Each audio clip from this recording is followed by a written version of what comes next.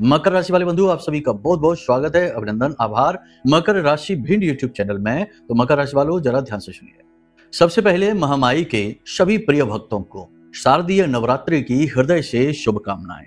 महामाई आप सभी के जीवन में सुखों की और इच्छा और मनोकामना पूर्ति की झड़ी लगाएं और आपके शत्रुओं का शमन करके, नाश करके आपके जीवन में सुख और शांति लेकर आए, ऐसी हम महामाई से कामना करते हैं। अब आज का यह कार्यक्रम बंधुओं बेहद खास है, बहुत ही महत्वपूर्ण है, क्योंकि यह एक ऐसा कार्यक्रम है जो आपको स्टेप बाय स्टेप गाइड करेगा पूरी नवरात्रि के विषय में। हम आपको इतना महत्वपूर्ण ज्ञान देने जा रहे हैं जो आपके लिए अचूक ब्रह्मास्त्र विद्या की तरह कार्य करेगा, क्योंकि यह ज्ञान ब्रह्मास्त्र विद्या मां बगलामुखी से ही प्रेरित है, हमारी आराध्य देवी से। आज के इस कार्यक्रम में हम आपको बताएंगे एक ऐसी विशेष चीज के विषय में जिसे आपको पूरे नवरात्रि अपने साथ रखना है जब भी आप घर से बाहर निकलें। जी हाँ बंधुओं, यह एक चीज आपके ग्रह और नक्षत्रों के अनुसार बिल्कुल अनुकूल है इस नवरात्रि के विशेष पर्व में, जो आपको 3-4 तरीके के लाभ 100% दिलाएगी। पहले तो यह आपके जीवन में धन का आगमन लेकर आएगी, बिजनेस व्यापार में उन्नति कराएगी, शत्रुओं का नाश करेगी और आपके मन में अद्भुत शांति का भाव लेकर आएगी। इस एक चीज का महत्व शास्त्रों में बहुत अधिक बताया गया है, इसके बारे में हम आपको आज इस कार्यक्रम में बताएंगे, प्रयोग विधि भी विस्तार से समझाएंगे। इसी के साथ साथ नवरात्रि जो प्रारंभ हो रही हैं, इनमें आपको शुरुआत कैसे करनी है, कुछ विशेष समय काल मुहूर्त आपको हम बताएंगे, जैसे घट स्थापन क्या है, कलश स्थापन क्या है, घट स्थापन कैसे करना चाहिए, अखंड ज्योति कैसे जलानी चाहिए, और घट स्थापन के साथ साथ देवी के इस कलश स्थापन में, जिसमें कि 10 महाविद्या के सभी स्वरूप यानी पूरी नव देवियों का आगमन, आवाहन और कलश वासन कैसे किया जाता है, इसके विषय में बताएंगे। साथ ही नवग्रह का स्थापन भी कैसे किया जाता है, क्योंकि 9 दिन 9 देवियों के तो हैं ही, साथ ही साथ नवग्रह शांति के लिए भी बेहद महत्वपूर्ण होते हैं। तो इसके विषय में भी आपको हम बताएंगे, यानी कि वैदिक ज्योतिष और अध्यात्म का एक अद्भुत मेल आज के इस कार्यक्रम में हम आपके लिए लेकर आए हैं। बंधुओं, इस कार्यक्रम को आपको अंत तक अवश्य देखना है। साथ ही 4 बड़ी भविष्यवाणियां जो अगले 3 से 5 दिनों में आपके जीवन को पूरी तरीके से प्रभावित करेंगी, कुछ नेगेटिव हैं और कुछ पॉजिटिव हैं। याद रखना बंधुओं कि चंद्रमा का गोचर हो रहा है कन्या राशि में, और यह गोचर बेहद महत्वपूर्ण है आपके लिए, क्योंकि चंद्रमा मन है, चंद्रमा धन है, चंद्रमा आपकी भावनाएं हैं, और जिस व्यक्ति का धन, मन और भावनाएं नियंत्रित हैं, उसके अनुकूल हैं, उस व्यक्ति के जीवन में सुख, शांति, धन, वैभव, समृद्धि सब कुछ होता है। तो इस चंद्रमा के गोचर को हम आपको विस्तार से समझाएंगे, साथ ही साथ कुछ जरूरी उपाय, सावधानियां भी बताएंगे, जिससे आप गलती करने से बच जाएंगे और इस नवरात्रि में देवी के सभी रूपों की पूरी कृपा और आशीर्वाद आप प्राप्त कर पाएंगे। बंधुओं, यह जो नवरात्रि का पर्व है, यह कोई छोटा मोटा पर्व नहीं है। वैसे तो नवरात्रि के सभी पर्व ही बेहद महत्वपूर्ण हैं, क्योंकि देवी के स्वरूपों को पूजा जाता है, शक्ति का जागरण होता है। लेकिन हम आपको एक ऐसी विधि भी बताएंगे जिसमें कि आप शक्ति का स्थापन कर पाएंगे अपने स्वयं के घरों में। जी हाँ बंधुओं, एक छोटी सी बात आपको हम बता देते हैं, चाहे आप हमारे यहाँ की जाने वाली पूजा अनुष्ठान में भाग ले या ना ले, लेकिन हम आपको एक ऐसी विधि बताएंगे इस कार्यक्रम में जो आपको प्रतिदिन करनी है। जब हम, जैसे हम तो करेंगे ही अनुष्ठान, तो जिस समय हम यहाँ पर अनुष्ठान में रात्रि के समय बैठेंगे, उसी समय आपको भी इस क्रिया को करना है। तो कहीं ना कहीं शक्ति का स्थापन आपके घर में भी होगा। याद रखना कि जब कोई साधक पूरे आस्था भाव के साथ, दृढ़ विश्वास के साथ बैठता है साधना में, तो शक्ति प्रचंड रूप में उसके आसपास विचरित करती है, और इस विचरण में साधक से जो भी जुड़ने का प्रयास करता है, शक्ति उसे 100% लाभ पहुंचाती ही है। तो ऐसे में आपको भी लाभ प्राप्त करने का अद्भुत मौका है ये। इस कार्यक्रम को देखने के बाद आपको सारी चीजें स्पष्ट तौर पर समझ में आएंगी। बहुत सारी बातें हैं, छोटी बड़ी हम करेंगे इस कार्यक्रम में, बस कार्यक्रम को पूरा जरूर देखना। ऐसे रोज रोज नहीं बनते कार्यक्रम, ना ही YouTube पर आपको इस तरीके का विस्तार से बताने जाने वाला कार्यक्रम देखने को मिलेगा। लोग आधी अधूरी बातें करते हैं और चले जाते हैं, ज्ञान भी पूर्ण रूप से नहीं देते हैं। यहाँ आपको सब कुछ मिलेगा, ठीक है। तो ठंडे दिमाग से आपको बस देखना है इस कार्यक्रम को। उम्मीद करते हैं सारी बातें आप समझ रहे हैं, कार्यक्रम में अंत तक अवश्य ठहरेंगे। महामाई को याद करते हुए कार्यक्रम की शुरुआत करते हैं। कमेंट बॉक्स में पूरे भक्ति भाव के साथ लिख डालिए, जय मां भद्रकाली कृपा करो। महामाई निश्चित तौर पर आपके ऊपर कृपा कर चुकी हैं, तभी ये कार्यक्रम समय और काल के अनुरूप आपके पास आया है। एक और बात आपको बता दें बंधुओं कि हम नवरात्रि में महाअनुष्ठान प्रतिदिन कर रहे हैं। आपके लिए सुनहरा अवसर है कि आप भी देवी का आवाहन कर इस महाअनुष्ठान में भाग लेकर अपने जीवन को धन्य बना सकते हैं। नंबर वीडियो में दिए गए हैं, इन पर फोन करिए, सारी जानकारी आपको प्राप्त होगी। कैसे आपको भाग लेना है, कैसे आपको आगे बढ़ना है, कैसे देवी की सीधी कृपा आपको प्राप्त होगी, सब कुछ समझाया जाएगा विस्तार से। चलिए बंधुओं, अपने मूल विषय को शुरू करते हैं। बात करते हैं 4 बड़ी भविष्यवाणियों की। जय माई की। बंधुओं, ज्योतिष और तंत्र विद्या के क्षेत्र में आचार्य अमित एक जाना माना नाम है। पूज्य गुरुदेव के साधनाओं और ज्योतिष विद्या के अनुभव बेहद दिव्य है। जी हाँ, पूज्य गुरुदेव ने जिसकी भी कुंडली का विश्लेषण किया और कुंडली के अनुसार उसे सटीक उपाय व महामाई माँ बगलामुखी की विशेष कृपा दी, उसके जीवन में सकारात्मक बदलाव तो आए ही है। फिर चाहे समस्या कितनी ही कठिन क्यों ना हो, समाधान तो अवश्य हुआ है। अब ऐसे में यदि आप भी अपने जीवन की किसी बड़ी समस्या से जूझ रहे हैं, जैसे कि कर्जा बढ़ता ही जा रहा है, काम धंधा और व्यापार सब रुक चुका है, रिश्ते नातों में तनाव हद से ज्यादा बढ़ गया है, पूरा जीवन ही नकारात्मकताओं से भर गया है, तो ऐसे में यही सही समय है जब आप श्रेष्ठ गुरु से मार्गदर्शन प्राप्त करें और जीवन के अंधकार को समाप्त कर दिव्य प्रकाश की ओर कदम बढ़ाएं। वीडियो में दिए गए नंबरों पर तुरंत संपर्क करिए और अपनी कुंडली का विश्लेषण व समाधान पूज्य गुरुदेव के द्वारा करवा लीजिए। देर ना करें, आपके देवी देवताओं के आशीर्वाद से ये मौका खुद चलकर आपके पास आया है, इसे गंवाना नहीं है। अभी फोन करें और गुरुदेव से मार्गदर्शन प्राप्त करें। महामाई आपका कल्याण करें। धन्यवाद। सबसे महत्वपूर्ण बात बंधुओं, यहाँ पर हम आपको बताएं आपके व्यक्तिगत जीवन के बारे में। आपका व्यक्तित्व, आपका स्वभाव, आपका नेचर, सारी चीजों के बारे में बताते हैं। एक चीज यहाँ पर आपको बहुत ज्यादा खटकेगी, बात थोड़ी नेगेटिविटी से ही शुरू करते हैं क्योंकि ये ज्यादा महत्वपूर्ण है। चंद्रमा का गोचर हो रहा है कन्या राशि में 21 तारीख से, और इसके बाद चंद्रमा के ऊपर दृष्टि पड़ रही है सीधी शनि की। शनि की दृष्टि जब चंद्रमा के ऊपर पड़ती है तो ये चंद्रमा को दूषित कर देता है, क्योंकि शनि जो है बहुत ही धीमा और चंद्रमा बहुत ही ज्यादा फास्ट। तो ऐसे में घर्षण उत्पन्न होता है। इस घर्षण का प्रभाव जातक के जीवन पर यह होता है कि जातक अपने आप को अकेला महसूस करने लगता है, असहाय निस्सहाय महसूस करने लगता है, आत्मविश्वास जातक का डगमगाने लगता है, अपने ऊपर ही उसे वहम होने लगता है, शक होने लगता है अपनी ही योग्यता पर, और उसे अपने भविष्य को लेकर डर लगने लगता है। उसे ऐसा लगता है कि जैसे वह अकेला छूट गया है, कोई उसकी मदद के लिए नहीं है और अब उसे परेशानियों से कोई बचा नहीं सकता है, और आने वाली परेशानियों, आने वाली घटनाओं से उसे डर भय भी लगता रहता है। ऊपर ऊपर से वह शांत दिखाई देता है, लेकिन अंदर मन में खलबली मची होती है। और ऐसा जातक, यानी कि आपकी ही बात कर रहे हैं हम, अगले 3 से 5 दिनों में आप हर एक तरफ से भावनात्मक तौर से दुखी होंगे। कोई भी व्यक्ति आपकी भावनाओं को नहीं समझ पाएगा। आप जो कहेंगे उस बात का उल्टा सीधा मतलब निकाला जाएगा। आपकी पुरानी गलतियों, पुराने जख्मों को कुरेदा जाएगा, उन बातों को उखाड़ा जाएगा जिन्हें होना नहीं चाहिए, जिनके होने से आपको दुख होता है। आपके अपने घनिष्ठ से घनिष्ठ अपने ही आपको दुख पहुंचाने में कोई कसर नहीं छोड़ेंगे। जिन रिश्तों से आप भावनात्मक मनोबल प्राप्त करते हैं, भावनात्मक बल प्राप्त करते हैं, वे रिश्ते भी आपको अपने साथ खड़े तो दिखाई देंगे, लेकिन आपको समझ नहीं पाएंगे। तो ये एक बहुत ही अजीब सी स्थिति है आपके जीवन में। इसका मतलब ये नहीं है कि आप दुखी होकर रोते रहेंगे, एक कोने में बैठे रहेंगे, नहीं। आपका काम करने का बल कमजोर नहीं हो जाएगा, शारीरिक स्वास्थ्य थोड़ा बहुत कमजोर होगा, डगमगाएगा, थोड़ी बहुत परेशानी अवश्य आएंगी, लेकिन आप अपना काम पूरी तन्मयता के साथ करेंगे, पूरी मेहनत के साथ करेंगे। और सबसे महत्वपूर्ण बात कि आप जो लक्ष्य बनाकर बैठे हैं, उस लक्ष्य को साधने के लिए और अधिक मेहनत करेंगे और अधिक प्रयास करेंगे। और इस समय और काल पर जब इंसान भावनात्मक तौर पर कमजोर होता है, उसे सहारा दिखाई नहीं दे रहे होते हैं, तो ऐसे में और अधिक मेहनत करना, अपने काम के लिए और ज्यादा समर्पित हो जाने में ही अक्लमंदी होती है। क्योंकि काम के चक्कर में इंसान कम से कम अपने दुख, अपनी तकलीफ, अपनी परेशानियों को भूल ही जाता है।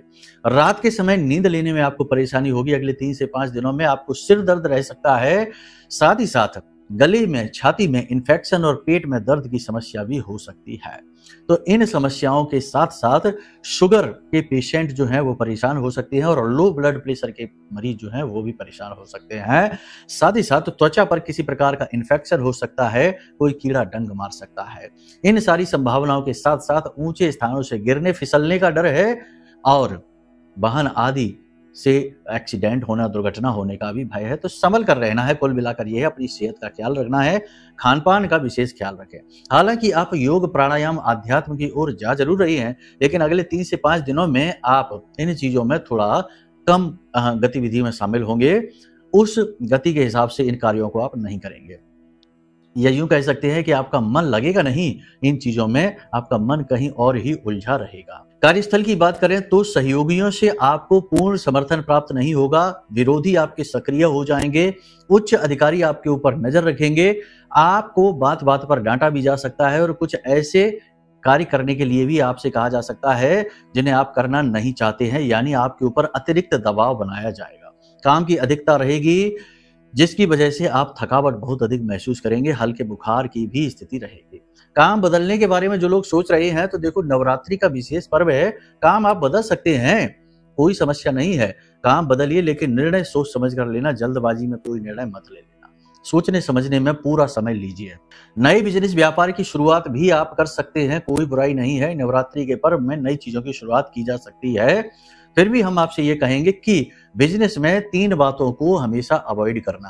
पहला, पार्टनरशिप में बिजनेस मत शुरू करना, दूसरा, बड़े रिस्क मत लेना, और तीसरा, शेयर मार्केट या किसी प्रकार का कोई इन्वेस्टमेंट जैसा कार्य करने से पहले बहुत सोच लेना। और चौथी एक और एडवाइस देते हैं कि कर्जा जरूरत से ज्यादा मत ले लेना काम से जुड़ा हुआ, वरना आपको बहुत अधिक पछताना पड़ेगा। ये चीजें आप सह नहीं पाएंगे, आपके मार्ग की सबसे बड़ी बाधक बनेगी। एक और बात यहाँ पर हम आपको बता दें कि आपके मन में पूजा पाठ के प्रति रुचि जागेगी, आध्यात्मिकता का भाव जागेगा, आप पूजा पाठ अनुष्ठान में भाग लेंगे, स्वयं भी विशेष प्रकार के अनुष्ठान, पूजा पाठ, उपाय, क्रियाएं आप अवश्य करेंगे, और ये आपको करना भी चाहिए। किसी धार्मिक स्थान पर घूमने जा सकते हैं, तीर्थ स्थान पर जा सकते हैं, अचानक से किसी यात्रा पर आप जा सकते हैं, और यात्रा पर जाना आपके लिए सफल होगा, सिद्ध होगा, लेकिन स्वास्थ्य के लिए थोड़ा सा ध्यान देने की आवश्यकता है। आप किसी के साथ बहस में पड़ सकते हैं, किसी के साथ आपका झगड़ा हो सकता है, बात तनाव बढ़ भी सकता है, जरूरत से ज्यादा, नियंत्रण से बाहर भी स्थिति हो सकती है। तो अपनी बातों पर, अपने बोलचाल के लहजे पर आपको ध्यान देने की आवश्यकता है। लोगों से जरूरत से ज्यादा उम्मीदें ना करें, किसी की भी गारंटी ना लें, कोई भी डॉक्यूमेंट, पेपर साइन करने से पहले थोड़ा सा अलर्ट हो जाएं, क्योंकि कोई एक गलती आप करने जा रहे हैं जिसकी कीमत आपको लंबे समय तक चुकानी पड़ेगी। ये सारी भविष्यवाणियां हमने आपको समझा दी हैं, इनके अनुसार अपने जीवन को प्लान करिए। हो सकता है कि इनमें से बहुत सारी भविष्यवाणियां आपसे मिले और बहुत सारी ना भी मिले, क्योंकि ये आपकी राशि का आकलन है, आपकी कुंडली का नहीं। अब आपको यदि अपने खुद के विशेष जानकारी चाहिए, खुद के बारे में विशेष तौर पर जानना है कि आपके जीवन में जो चीजें चल रही हैं उसका कारण क्या है। मान लो कि कर्जा है तो इसका कारण क्या है, विवाह में देरी हो रही है या विवाह में क्लेश है तो इसका कारण क्या है, या बिजनेस में लगातार लॉस हो रहा है, ऐसा लगता है जैसे आप एक जगह पर बंधे हुए हैं, आपको किसी अदृश्य शक्ति ने रोक रखा है, तो इसका कारण क्या है। हो सकता है कि कोई पितृ दोष हो सकता है कि किसी प्रकार की नकारात्मक ग्रह योग युति बनी बैठी हो, लग्न दोष हो, 10th भाव, 2य भाव, 11वां भाव, 9वां भाव, ये बहुत महत्वपूर्ण होते हैं, ये उपलब्धियों के भाव हैं। इन भाव में यदि खराब ग्रह बैठ जाते हैं, पाप ग्रह की दृष्टि पड़ती है, योग युतियां बनती हैं, तो जातक का जीवन ही खराब हो जाता है, नष्ट भ्रष्ट हो जाता है। तो ऐसे में आपका दायित्व है कि आप अपनी कुंडली सबसे पहले दिखाएं। कुंडली दिखाने के कई लाभ हैं। पहला तो ये कि समझ में आ जाता है कि रोग कहाँ लगा हुआ है, कारण क्या है। दूसरा यह है कि सटीक उपाय मिल जाते हैं जिससे परेशानियां कमजोर पड़ने लगती हैं। और तीसरा लाभ यह है कि मार्गदर्शन प्राप्त होता है कि आगे क्या करना है, क्या नहीं करना है, यानी भविष्य के बारे में भी स्पष्ट निर्देश मिलने लगते हैं। और चौथा फायदा यह है कि मनोबल ऊंचा हो जाता है, क्योंकि जब पता लग जाता है कि ये रोग है, इसका ये समाधान है, तो सीधी सी बात है मनोबल तो बढ़ेगा ही। एक और अतिरिक्त फायदा है कुंडली दिखाने का। देखो बंधु, हम आपको बता दें कि ऐसा होता है, शास्त्रों में भी ऐसा कहा जाता है कि आपके जीवन में, आपकी कुंडली में जो दोष लगा हुआ है, जब तक आपको उसके बारे में पता नहीं है तभी तक वो आपकी बाधक बनने का कार्य करेगा।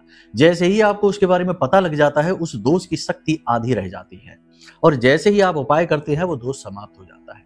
यानी जैसे ही हम आपको बताएंगे कि आपके ऊपर ये दोष लगा हुआ है, आपकी कुंडली का दोष की शक्ति आधी रह जाएगी, यानी दूसरे ही दिन से आप जीवन में पॉजिटिव रिजल्ट महसूस करेंगे बिना किसी उपाय के। साथ ही साथ महामाई मां बगलामुखी की कृपा तो है ही आपके साथ, वो तो आपको प्राप्त ही होगी। ये सारी बातें आपने समझ ली हैं। अब बात करते हैं कि नवरात्रि में आपको क्या करना है, क्या नहीं करना है। सबसे पहला कार्य, देवी के 9 दिन, इस बार की नवरात्रि 10 दिन की है, सोमवार के दिन प्रारंभ हो रही है। रविवार सोमवार की, देखो देवी भागवत में स्पष्ट कहा गया है कि रविवार और सोमवार के दिन जब देवी आती हैं तो हाथी पर सवार होकर, यानी उनकी सवारी हाथी होती है, और जब हाथी उनकी सवारी होती है तो यह बहुत ही शुभ देवी का आगमन माना जाता है। तो कह सकते हैं कि ये नवरात्रि आपके जीवन में परिवर्तन लेकर आएगी 100%। अब ऐसे में आपको क्या करना है? देखो कुछ चीजें हैं, हो सके यदि आप भक्त हैं भगवान के और नियम संयम का पालन कर सकते हैं तो अखंड ज्योति अवश्य जलाएं पूरे 9 दिनों तक। 9 दिनों तक व्रत अवश्य रहें, और अगर व्रत नहीं रह सकते तो कम से कम एक समय भोजन ग्रहण करने का नियम बना लें। इसी के साथ साथ कोई विशेष अनुष्ठान क्रियाएं अवश्य करें। आपको कुछ नहीं पता चल रहा है कि क्या करें, तो हम आपको बता दें, हमारी आराध्य देवी हैं माँ बगलामुखी, इनके कवच पाठ का अनुष्ठान कर लीजिए। मंत्र अनुष्ठान की बात हम आपसे नहीं कहेंगे क्योंकि मंत्र का अनुष्ठान करने में बहुत अधिक नियम चाहिए और ये कठिन भी है, तो इसे इस तरह नहीं ले सकते, लेकिन आप कवच पाठ का अनुष्ठान कर सकते हैं। कवच अनुष्ठान के बारे में बहुत सारी बातें बताई गई हैं शास्त्रों में। विश्व सारोद्धार तंत्र नाम का एक ग्रंथ है जिसमें स्वयं शिव और पार्वती का संवाद है, जिसमें देवी पार्वती इस माँ बगलामुखी कवच के बारे में बताती हैं कि जो भी व्यक्ति इस कवच का पाठ नियमबद्ध तरीके से करता है, यानी कि इसका पुरस्चरण करता है, अनुष्ठान करता है, उस व्यक्ति के जीवन में देवी बगलामुखी स्वयं रक्षा का कार्य करती हैं, आसपास बाल का कवच बनाती हैं। तो हमारे अनुसार तो आप माँ बगलामुखी का कवच पाठ प्रारंभ कर दीजिए, ये सर्वश्रेष्ठ विधि है।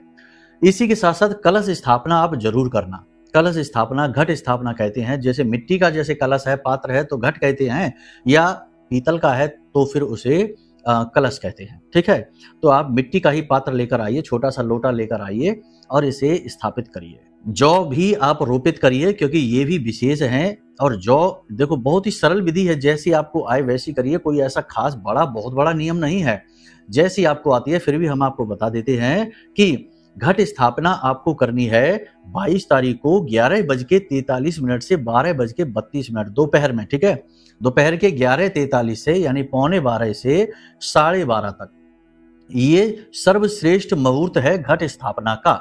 इसके आगे पीछे नहीं करना है। आगे देखो एक चीज और बताएं आपको कि घट स्थापना के बारे में भी ये कहा गया है कि जो व्यक्ति घट स्थापना में ही गलती कर देता है उसके ऊपर देवी का प्रकोप बरसता है, तो आप ऐसी गलती ना करना। इसीलिए मुहूर्त आपको बता रहे हैं, ध्यान से सुन लीजिए। 11:45 से यानी 11:43 से लेकर 12:32 तक ये आपको लगभग पौना घंटे का समय मिल रहा है। इस समय में आप कलश स्थापना यानी घट स्थापना करिए। कैसे करना है घट स्थापना? बड़ी ही सरल विधि है। मिट्टी का एक कलश लेकर आइए, उसे धो लीजिए अच्छी तरीके से, साफ स्वच्छ जल से उसे साफ करिए अच्छी तरीके से। फिर उसके जो कलश की जो गर्दन है वहां पर 7 बार मौली यानी कि लाल धागा जो होता है, कलावा होता है, उसे लपेट लीजिए। गांठ नहीं लगाना है, बस लपेट कर छोड़ देना है। उसके बाद कलश के चारों तरफ छोटे छोटे स्वास्तिक बना दीजिए, बीच में श्री अवश्य लिखना है। ठीक है, ऐसे आपको बनाना है। कलश को सजा लीजिए और जितना आप सजा सकते हैं। उसके बाद आप कलश 2 जगह पर स्थापित कर सकते हैं। या तो आप आटे से एक चौक बनाएं, 10 पंखुड़ी वाला कमल बनाएं और उसके ऊपर स्थापित करें, या फिर आप एक पात्र मिट्टी का ले लें और उसमें थोड़ी सी कच्ची मिट्टी डालकर और उसमें थोड़े से जौ बो दें और उन्हीं जौ के बीच में इस कलश को स्थापित करें। 7 आम के पत्ते आपको चाहिए जो उस कलश के मुख पर रखेंगे, और एक नारियल पानी वाला, जटा वाला पानी वाला नारियल आपको चाहिए। इस नारियल का भी आपको पूजन करना है, शुद्ध जल छिड़ककर, गंगा जल छिड़ककर पूजन करना है। आसपास इसके भी 7 बार कलावा लपेटना है। फिर एक लाल या पीले रंग की चुनरी लपेटनी है और इस नारियल में भी आपको तिलक टीका करना है, लाल चंदन से या फिर सिंदूर से। और इसे आप जिस तरफ आप मुख कर आप बैठते हैं पूजा में, देवी के सामने बैठते हैं आप पूजा में, आपकी तरफ मुख करके इस नारियल को रख देना है। ठीक है, ये नारियल स्थापन हो गया। अब जल जो आप भरेंगे उस कलश में, इसे कैसे भरेंगे? जल शुद्ध होना चाहिए, थोड़ा गंगा जल इसमें डालना, एक सिक्का डाल देना चांदी का या साधारण सिक्का डाल देना, थोड़े से अक्षत यानी चावल, थोड़ी सी हल्दी, थोड़ी सी तुलसी मैया के जड़ की मिट्टी लेकर इसमें डाल देना, और थोड़ी सी हल्दी, एक लौंग का जोड़ा, एक इलायची डालकर इस कलश को ढक देंगे। ढकेंगे किससे? आम के पत्ते जो है 7 पत्ते ऐसे लगाएंगे और उसके ऊपर नारियल हम रख देंगे। एक पात्र भी रख सकते हैं, ढक्कन आता है ऊपर का, उसे भी रख सकते हैं और उसके ऊपर थोड़ा सा अन्न रखेंगे और उसके ऊपर नारियल को रख सकते हैं। अब समझ में आ गया आपको कि कलश आपको तैयार करना है, इस कलश में जल भरना है, जल भरने के बाद इसके ऊपर आप एक ढक्कन रख सकते हैं, ढक्कन के नीचे 7 आम के पत्तों को दबा देंगे और उसके ऊपर ढक्कन में आप थोड़ा सा अन्न यानी गेहूं भर सकते हैं और उसके ऊपर आप नारियल को रखें, नारियल का मुख आपकी ओर हो यानी जटा का मुख आपकी ओर हो। इस प्रकार से कलश स्थापन आप करें। हो सके तो अखंड ज्योति अवश्य जलाएं, नहीं जला सकते हैं तो कम से कम शाम के समय यानी रात्रि के समय 9 बजे के आसपास बैठकर विशेष पूजा पाठ अनुष्ठान अवश्य करें। कौन सा अनुष्ठान करेंगे? तो अनुष्ठान के लिए हमने आपको बता दिया कि वैसे तो आप कुछ भी कर सकते हैं, दुर्गा सप्तशती कर सकते हैं, मंत्रोच्चारण कोई भी ना करें, बिना गुरु के मार्गदर्शन के मंत्रोच्चारण करना ठीक नहीं रहेगा, तो कोई भी मंत्रोच्चारण ना करें। बहुत से लोग नवाड़ मंत्र करने लगते हैं, ऐसे नहीं करना। आपको कोई कवच पाठ कर सकते, दुर्गा सप्तशती का पाठ कर सकते हैं, दुर्गा चालीसा का पाठ कर सकते हैं, लगातार 11 पाठ का अनुष्ठान 11 चालीसा पाठ का अनुष्ठान कर सकते हैं, या फिर आप चाहें तो माँ बगलामुखी का विशेष कवच पाठ कर सकते हैं। ये अनुष्ठान आपको कैसे करना होगा? प्रथम दिवस गाय के घी का दीपक जलाकर बैठना है, हाथ में जल और थोड़े चावल और एक पुष्प, पीले रंग का पुष्प लेकर एक संकल्प लेना है कि 9 दिनों तक आप प्रतिदिन 7 कवच पाठ का संकल्प लेते हैं। अपना नाम, अपना कुल गोत्र बताकर ऐसे बैठना। प्रतिदिन 9 बजे के आसपास बैठना, क्योंकि 9 बजे ही हम यहाँ धाम पर अनुष्ठान करने के लिए बैठेंगे। तो जब आप वहां करेंगे अनुष्ठान और यहाँ हम करेंगे अनुष्ठान, तो ये हमारी और आपकी ऊर्जाओं का सम्मिश्रण होगा, ठीक है? क्योंकि हम आपको इसके लिए प्रेरित कर रहे हैं, तो इस नाते हम आपके गुरु हो जाते हैं। और गुरु और शिष्य जब साथ अनुष्ठान करते हैं तो चाहे दुनिया के किसी भी कोने में हो, देवी दोनों के लिए समान फलदायी हो जाती हैं, ठीक है? तो आप ऐसे कर सकते हैं। फिर लगातार 7 कवच पाठ करेंगे, उसके बाद आप चालीसा करेंगे। शुरुआत आरती से करेंगे, आरती, कवच पाठ, चालीसा, ठीक है? इस प्रकार आपका अनुष्ठान समाप्त होगा। प्रतिदिन आप इस अनुष्ठान को करते रहिए और अंतिम दिन आप इस अनुष्ठान को पूर्ण करने के बाद ओम बगला देव्यै नमः इस मंत्र से 108 आहुति का हवन करके और कन्याओं को भोज करा देना। लो, हो गया, बहुत ही सरल है। और ये जो आपने जल है, ये कलश है, ये सारी चीजों को जल विसर्जित कर देना। ये देवी का स्थापन है, ठीक है? आवाहन है और देवी का निवास है उसमें, तो ये उनका आप विसर्जन कर देंगे। इस प्रकार से नवरात्रि का विशेष अनुष्ठान आप करेंगे, आपको बहुत ज्यादा फलित हो जाएगा। कवच पाठ का अत्यधिक महत्व है। अब आपको बताते हैं इस एक चीज के विषय में, क्योंकि कार्यक्रम वहीं से हमने शुरू किया था। तो देखो, सबसे बड़ी बात है कि आज आप इस कार्यक्रम को देख रहे हैं, कल ही यानी कि दिन के समय आप जाइए बाजार में और एक हल्दी की गांठ लेकर आइए, क्योंकि हल्दी जो है ना, हरिद्र कहते हैं इसको। हरिद्र माँ बगलामुखी को अत्यंत प्रिय है। हम तो आपको जो बताएंगे वो देवी से जुड़ा हुआ ही बताएंगे, क्योंकि वो हमारी माँ है, हमारी आराध्य हैं, हम तो उनके चरणों में रहते हैं, तो उनसे ही जुड़ी चीज बताएंगे। तो एक हरिद्र की गांठ लेकर आइए, ठीक है ना? हल्दी की गांठ एक साबुत होनी चाहिए, टूटी फूटी ना हो, देख कर लाना अच्छी तरह से, गोल हो, एक जैसे आकार की हो। हल्दी की इस गांठ को लेकर आना है, पीले रंग का कोरा कपड़ा लेना है, पीले रंग का धागा लेना है और इस हल्दी की गांठ के आसपास पीले रंग के कपड़े को लपेटना है और पीले रंग के इस धागे को भी लपेट देना है। इसके ऊपर आप हल्दी और चावल से तिलक करके और इसे माई के चरणों में रख दीजिए। रात के समय जब आप अनुष्ठान करें तो इस हल्दी की गांठ को वहीं रखा छोड़ दीजिए। दिन के समय इसे अपने पास, अपनी जेब में, अपने पर्स में, चमड़े का पर्स ना हो ये याद रखना, अपनी जेब में, अपने पर्स में रखकर काम पर निकल जाइए। आपकी कोई नजरें नहीं मिला सकता, शत्रु आपके सामने खड़ा नहीं रह सकता है और आपके हर फैसले में देवी आपका साथ देंगी, सफलता आपके कदम चूमेगी। अत्यंत महत्वपूर्ण प्रयोग है, इसे आप कर लेना। अनुष्ठान रात्रि में अवश्य करना, क्योंकि ये कमाई के दिन होते हैं।